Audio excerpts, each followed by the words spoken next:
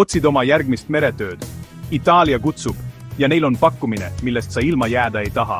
Meil on põnevad tööpakkumised Eesti meremeestele. Itaalia lipu all sõitvatel Roro ja Ropax laevadel. Asi on nii 3 kuud merel, 2 kuud kodus. See on hea töö ja eraelu tasakaal, kus jääb aega perele, hobidele või lihtsalt puhkamiseks.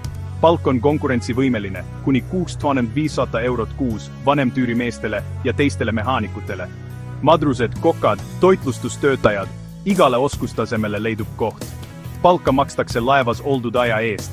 Kodupuhkus on tasustamata, kuid ettevõte hoolitseb sinu sotsiaalkindlustuse ja pensionimaksude eest. Mida sul vaja on?